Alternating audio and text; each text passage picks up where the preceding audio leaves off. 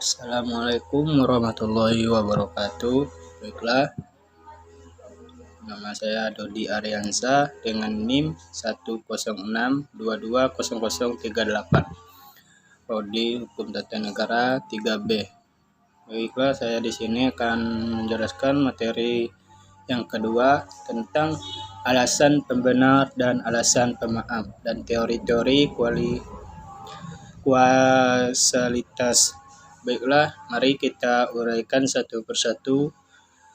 Yang pertama, alasan pembenar. Ini adalah alasan yang diberikan untuk menjelaskan atau membenarkan tindakan tertentu. Misalnya, seseorang mungkin mengambil barang milik orang lain dengan alasan bahwa mereka sangat membutuhkannya dan berencana mengembalikannya. Alasan pembenar dalam konteks hukum dan etika adalah sebuah alasan atau justifikasi yang diberikan melanggar untuk tindakan tertentu yang pada umumnya dianggap melanggar norma atau aturan, tetapi dalam konteks situasi tertentu dapat diterima atau dibenarkan. Alasan pembenar biasanya diterapkan dalam kasus di mana tindakan tersebut dianggap perlu dan proporsional terhadap situasi. Misalnya dalam kasus pertahanan diri, jika seseorang diserang dan merasa terancam, mereka mungkin melakukan tindakan yang biasanya tidak diperbolehkan seperti kekerasan fisik untuk melindungi diri. Dalam kasus seperti ini, tindakan tersebut bisa dibenarkan karena merupakan respon yang wajar terhadap ancaman. Pembahasan tentang alasan pembenar dapat sangat kompleks karena melibatkan pertimbangan tentang apa yang dianggap wajar dan profesional dalam situasi tertentu. Hal ini juga bisa dipengaruhi oleh berbagai faktor seperti budaya, nilai-nilai moral, dan hukum yang berlaku. Penting untuk diingat bahwa meskipun alasan pembenar dapat menjelaskan atau memberikan konsep untuk tindakan tertentu, ini tidak selalu berarti bahwa tindakan tersebut secara moral atau hukum benar. Ini adalah area abu-abu yang sering menjadi subjek perdebatan dalam bidang hukum dan etika. 2. Alasan pemaaf. Ini adalah alasan yang diberikan untuk memaafkan kesalahan atau pelanggaran. Misalnya, seseorang mungkin memaafkan temannya yang terlambat dengan alasan bahwa temannya tersebut baru saja mengalami kecelakaan.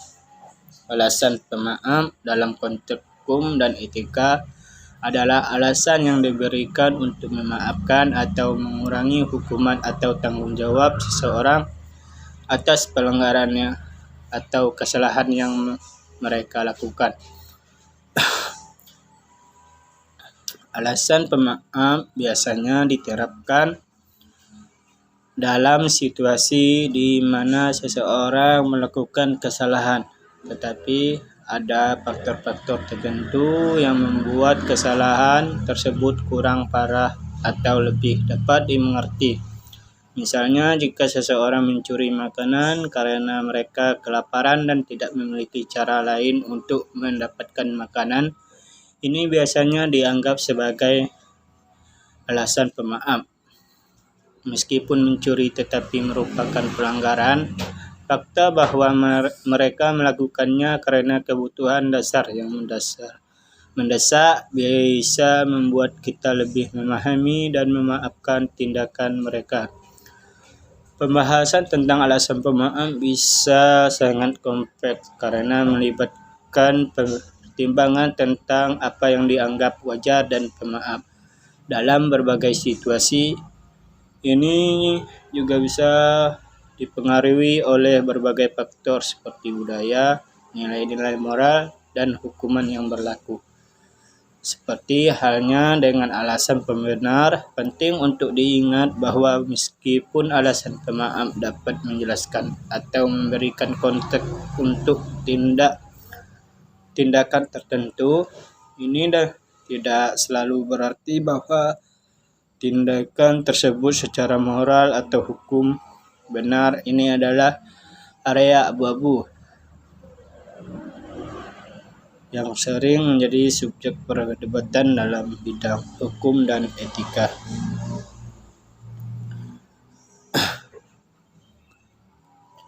Yang ketiga, teori kausalitas. Ini adalah situasi tentang hubungan sebab akibat antara dua atau lebih peristiwa atau hal. Ada banyak teori kausalitas, tetapi salah satu yang penting, yang paling umum adalah teori determinisme yang berpendapat bahwa setiap peristiwa adalah hasil yang tak terhindarkan dari peristiwa sebelumnya. Ada beberapa teori kausalitas yang telah dikembangkan oleh para ahli. Berikut adalah beberapa teori kausalitas yang umum. A. Teori determinisme. Teori ini menyatakan bahwa setiap peristiwa adalah hasil yang tak terhindarkan dari peristiwa sebelumnya. Dalam konteks ini, segala sesuatu yang terjadi di alam semesta telah ditentukan oleh kondisi awalnya. Dalam teori ini tidak ada ruangan untuk kebetulan atau kehendakan bebas. B. Teori probabilistik. Teori ini mengakui adanya unsur ketidakpastian dalam kausalitas. Menurut teori ini, peristiwa dapat diprediksi dengan tindakan probabilitas tertentu berdasarkan sebab-sebab yang ada. Contoh adalah teori peluang dalam fisika kuantum, di mana peristiwa dapat terjadi dengan probabilitas tertentu.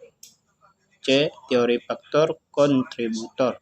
Teori ini mengakui bahwa peristiwa dapat disebabkan oleh beberapa faktor yang saling berinteraksi. Dalam konteks ini, beberapa faktor berkontribusi terhadap terjadinya suatu peristiwa, dan tidak ada faktor tunggal yang secara eksklusif bertanggung jawab.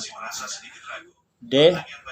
Teori kualitatif terbalik. Teori ini mengusulkan bahwa hubungan sebab akibat dapat berjalan dalam arah yang berlawan. Artinya bukan hanya sebab yang menghasilkan akibat, tetapi juga akibat yang dapat mempengaruhi sebabnya.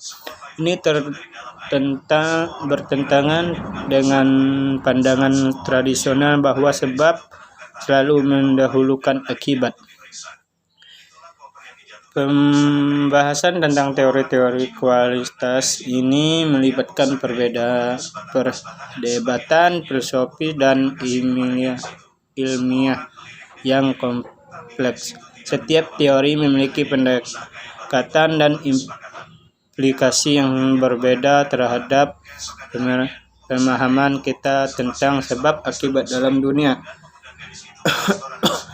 Semua ini adalah bagian penting dari bagian kita memahami dan menavigasi dunia di sekitar kita. Adalah banyak nuansa dan kompleksitas dalam cara kita memahami sebab dan akibat, benar dan salah, dan bagaimana kita memaafkan dan membenarkan tindakan kita dalam orang